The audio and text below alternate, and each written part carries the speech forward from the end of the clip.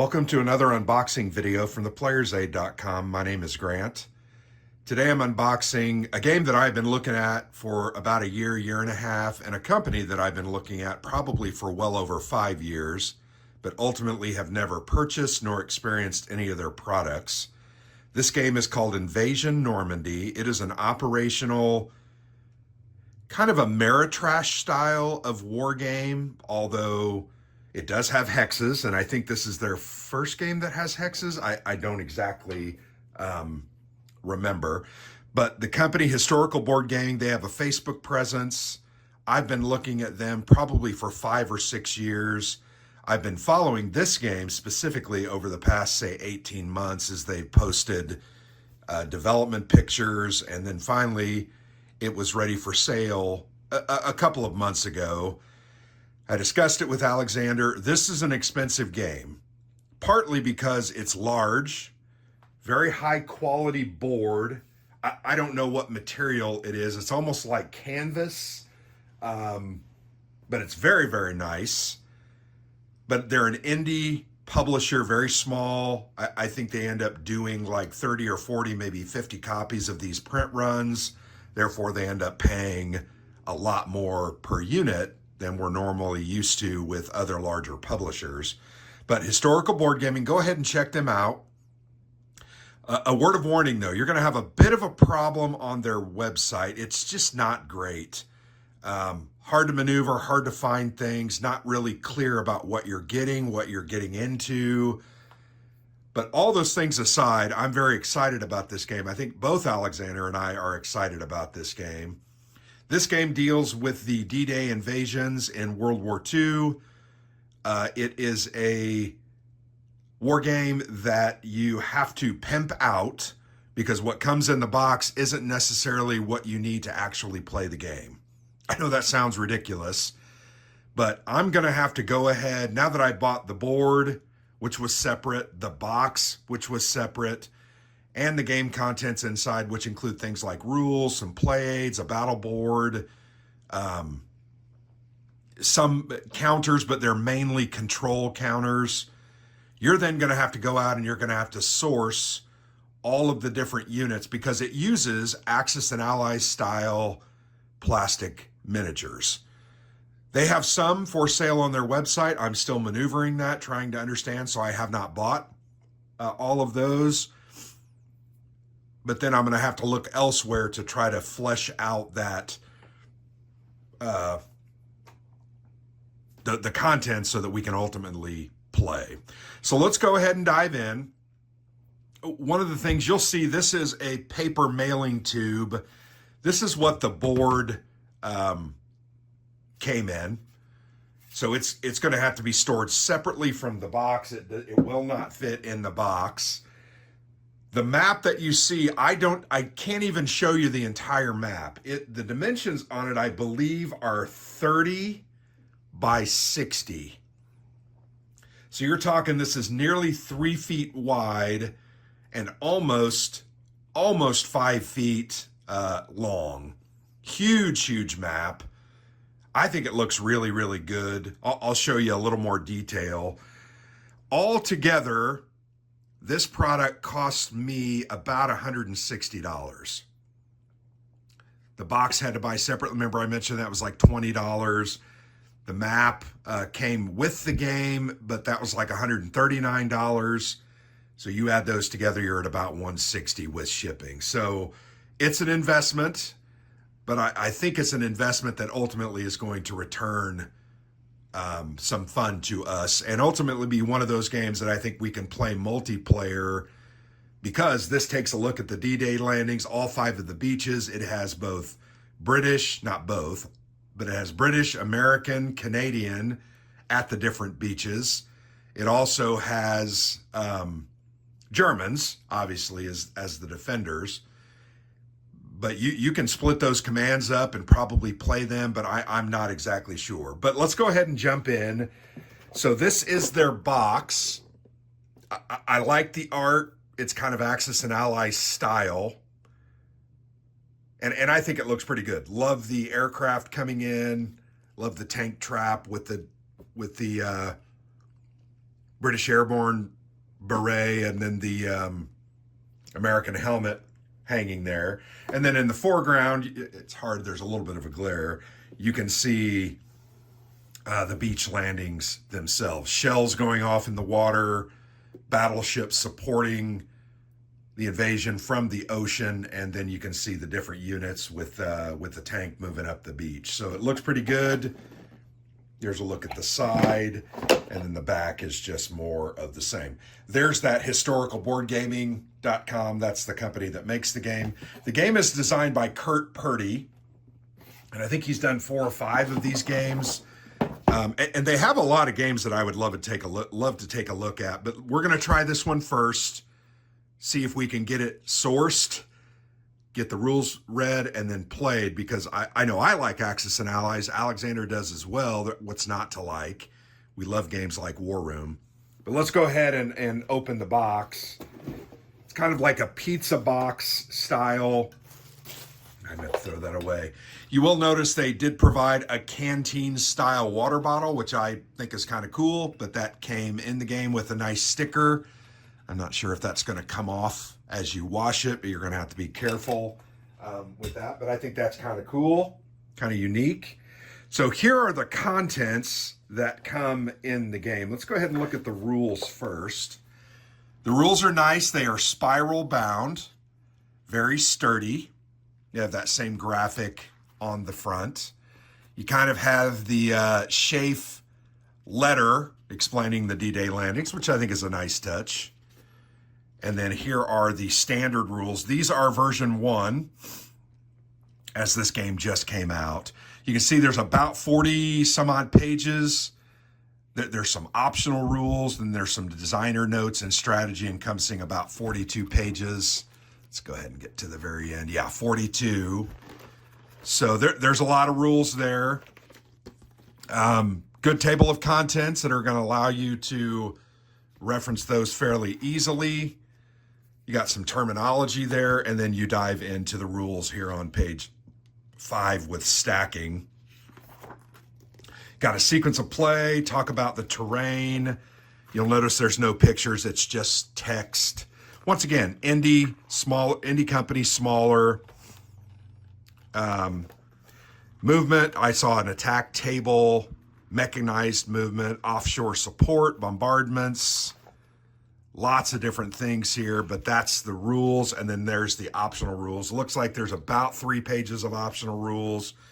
You've got hedgerows, rivers, bridging rivers, optional unit rules. You can add things like combat medics, Hobart's funnies, which is an armor unit. You've got different artillery units, a Nebelwerfer for the Germans, minefields, different things like that, anti-personnel mines and anti-vehicle. And then you have the Le Havre landing. So obviously you can choose a different location to do your landings. And then there's the designer notes. So that's the rule book. You also, I had to download this page. This is the summary of the different units that are required for the game. So these are all units. Some of these you can buy from their website, but some of them I'm probably going to have to source somewhere else. I got to figure that out. But yeah, you can see there's a bunch of units. So out here to the right for the Allies, you're going to need a total of 90 infantry units, 12 airborne, 39 mechanized infantry, 10 engineers, 5 medics, 39 artillery pieces, 2 Tetrarch tanks, 9 DD tanks, and then 39 armor, and then fighters, bombers, different things. You need plastic chips, which is standard in an Axis and Allies style game. I can buy those on Amazon, no problem. But then you have different types of infantry, rangers, commandos, French resistance, and French Free French infantry. And then here you have the Germans, but you can see you have American, British, and Canadian, and then you have the German units listed there. So there's a bunch. You're going to need I'm probably going to need to spend another 150 to 200 bucks just to get this thing sourced. So we'll see how that goes. I hope I haven't scared you away. The next thing we'll take a look at, these are control markers. They're very nice. They're in like a cellophane, a very lightweight cellophane wrapper. I'm going to go ahead and open this so I can, you know, having trouble finding where to open it. There we go. Very high quality printed paper markers here, dual-sided, very attractive, very colorful. Like here's a Rangers marker. You have British Airborne, you have Canadian troops, French troops. Those look really good. And then here's the other one. You've got airborne units, American control, French resistance, airborne. And then there's the backside. So those are kind of the markers that you get. You know, funny, I'm looking at it, there's no German control markers. Well, Germany's assumed to control everything at first, so that's exactly why. Here is just kind of an informational sheet with some QR codes on them. I think these are videos that will allow you to better understand the game. I have not watched every one of them. I have watched a couple of them. So that's a nice touch.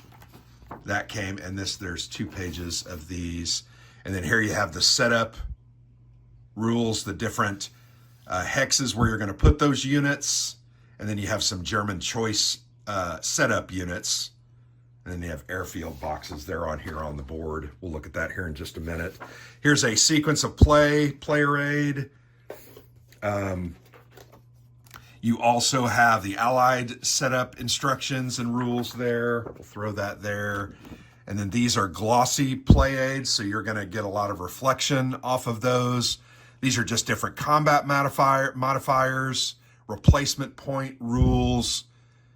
The sequence of play is kind of listed on the back, and they are dual-sided, and there are 2 of them. That's nice.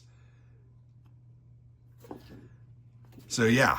Simple play aids, but I'm glad that they provided play aids. This is I don't know what that's, but this is kind of a board. I don't know if this is where you store your airborne troops, because these are, you know, more mobile, and you're going to kind of store these in this box.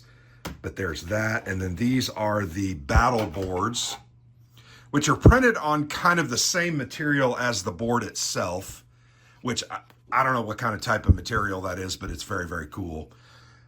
Here's a Defenders. Here, we'll move the box out of the way. There's a Defenders battle board. I'm going to take that box away. We'll put it back here in a minute when I get ready to look at the end. You've got an Attackers and another Defender and another Attacker. So you've got 2 attacking battle boards and you've got 2 defending battle boards. And if you look closely at them, there are spaces for each of the types of units. I'm assuming these are the numbers that they're going to hit on. I'm not really sure. You'll notice the game doesn't come with dice, but I've got a ton of dice. In fact, I've got my custom dice that we'll probably use for the different units. You can see there's all different types of units that are put into those boxes, like anti-aircraft flak. You've even got radar, which is interesting. Coastal guns, railway guns. You've got to source railway guns. Here are the different armored units, static infantry, which are your pillboxes and your fortifications. You've got your fighters, more armor units here. I think this is just intended to keep the game kind of organized. And you'll notice the Attackers board is a little bit different colors, but units have different values on attack and defense, which I think is cool. So yeah, there you have it. There's the kind of the different components. So you might be asking yourself, Grant, for 139 bucks, what are you really getting? Well, I think that's part of the process here, particularly with an indie company that is small. But I'm excited to give it a try. So there, I cleared the board off. I wanted to give you a look at the board. You can see these are large hexes. So you're going to be able to put 8, maybe 10 units in each one of these. They are numbered.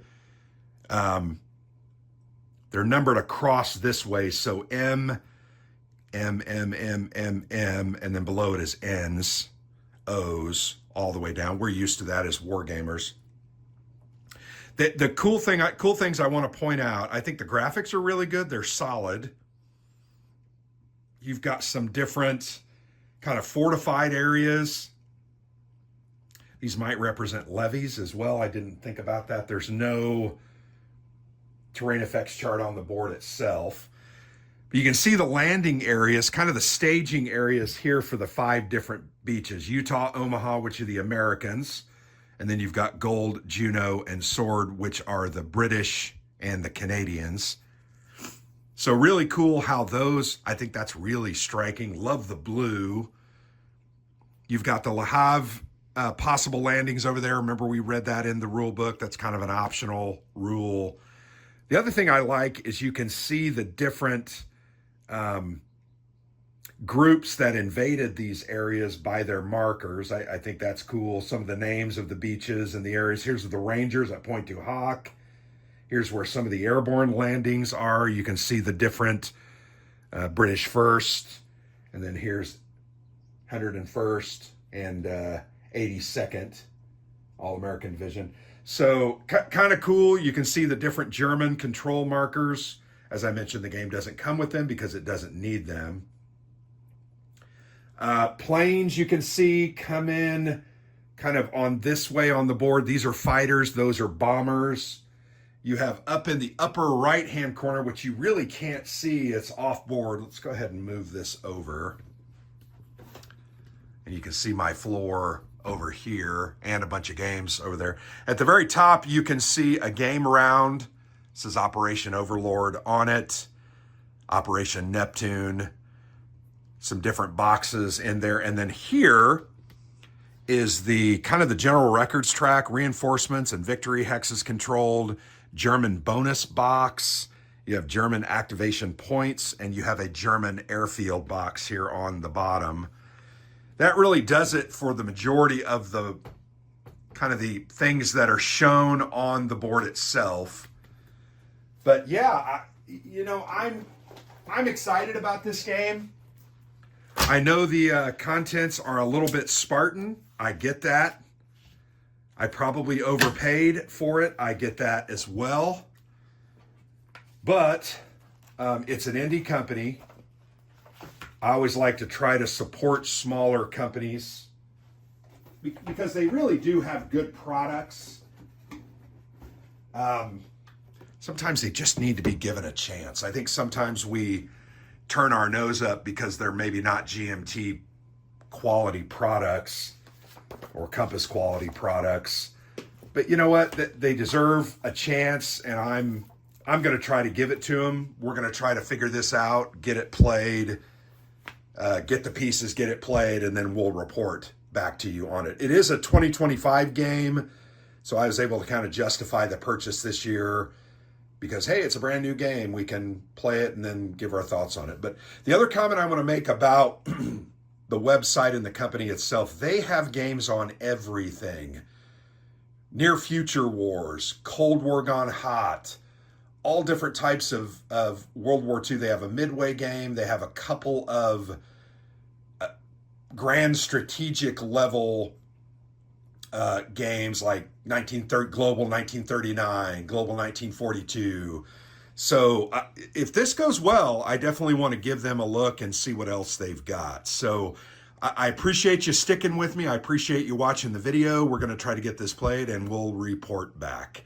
So thanks for watching. I've been Grant from the Player's Aid.